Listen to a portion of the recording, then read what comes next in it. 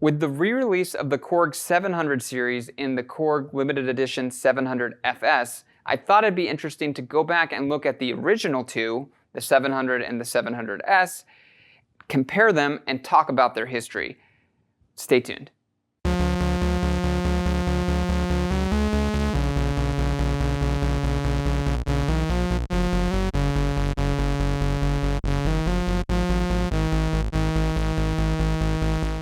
Hi, I'm Zach Marr from Alamo Music here in San Antonio, Texas. You can find us online at alamomusic.com. If you haven't already, hit the subscribe button, turn on your notifications. This is our Alamo Sound Lab channel where we talk about all things music tech related.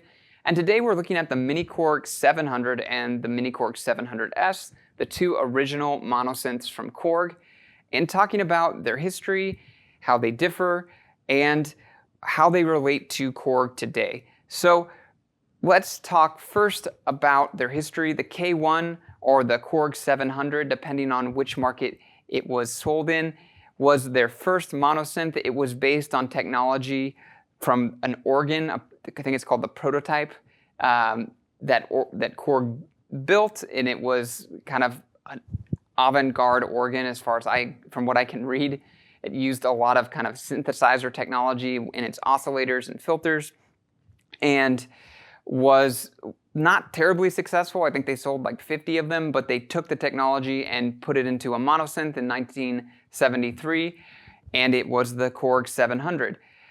A year after, they came out with the 700S, which was an evolved version of the 700 that added an oscillator with kind of different effects section, which really was some ring modulation and noise modulation, as well as a filter ability to modulate the filter and to have kind of different effects via the tuning of the second oscillator. So it added kind of just a lot. It still had the basic stuff from the 700 and just added onto it. You can see the two here from a kind of visual standpoint. It's got some changes, not a whole lot, but there's more wood paneling in the original versus this second one, which has more kind of metal chassis, as well as a different color side panels. And in terms of sound, I don't think they should sound different if they're calibrated, but these two, actually, I was surprised at how different they sound when I was playing them. These all on the filter section originally had a little kind of knob that prevented the high-pass filter from going past the low-pass filter. And most people would break them off because you can get some interesting kind of timbres and kind of sounds by doing that. But what's interesting is that when you do it on this K1 here, or the 700, and you do it with the same settings on the K2 700S, you get a very different tone. I think it's probably a calibration thing, or just this one might be modded, but it should technically not have a very present sound. But the 700, when I do that, it has a very present sound. So I don't know. I'm not going to do a A-B comparison to compare the two, because I think neither of them are calibrated, and that would be just comparing two individual units that sound very different. We'll play them side by side. But the technology in this was later used in the Korg Volca series. The filters, it was loosely on the keys and the bass, loosely based on, not loosely, but based pretty heavily on the filters in these units. And the sound of the 700 series and later the Maxi-Korg, which is also the 800, I think, DV, or the K3, depending on the market that it was sold in, all have a very distinct sound. It's very nice, very interesting kind of timbres and color. And it's just a lot of fun. It doesn't follow traditional synthesizer design. And so the labels and what it does is just totally different than what you'd expect going into a normal subtractive synthesizer. Other interesting things of note are it's got some resonance possibilities with the expand and bright. Basically, it's two resonance settings that you can apply to the filter. Otherwise, they're not really resonant. And then it also has kind kind of a vibrato effect that can be applied to the oscillator, or the filter in the case of the 700S K2. And then you have a basic AD envelope. It's not called that, it's called attack slow, and it's called percussion singing. So part of that nomenclature that's different. But it's an interesting synth. There's no connectivity possibilities other than a line out, high and low. You can mod them. Inside, it uses kind of 2 proprietary pieces of technology for the VCF and the VCO. We mentioned it in the previous video, I think, what they were. I don't remember it off the top of my head, but it's Korg designed. And really, they're pretty wonderful sounding synths. So let's take a listen. I'm going to play them together just so you can hear kind of it's a little bit more exciting than just a monosynth, riffing on a monosynth. But let's take a listen and we'll conclude with some final thoughts.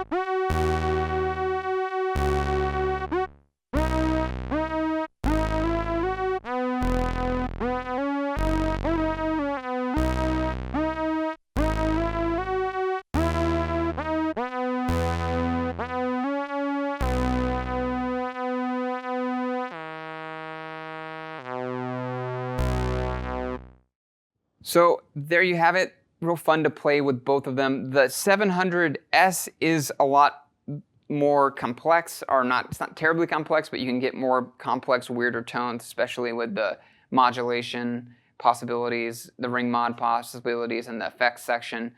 But you know, just personally, when I play the 700 versus the 700S, this 700 in particular, the action feels a little better to me. It might be just from this is an older one that needs some work, but the 700 action feels really good on this one. I don't know if there's any difference, and it actually sounds a little bit richer to me.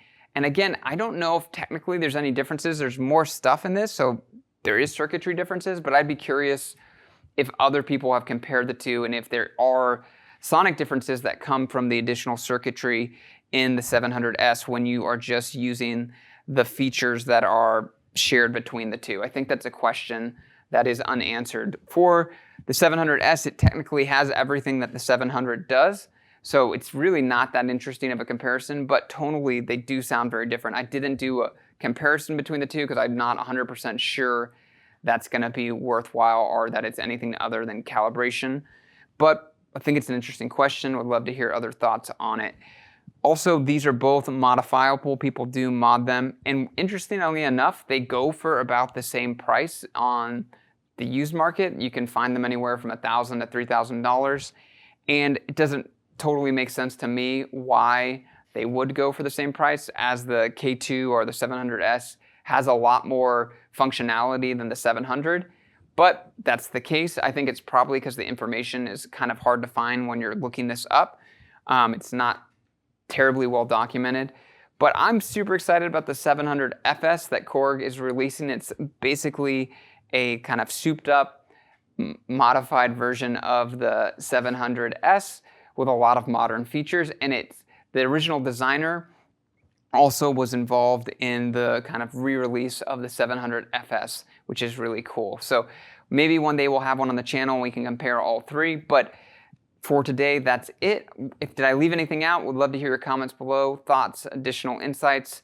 Thank you for watching. If you enjoyed the video, please hit subscribe, turn on your notifications, and if you'd like to talk more, please find us at alamomusic.com. You can email us, call us there. Thank you for watching, and until next time.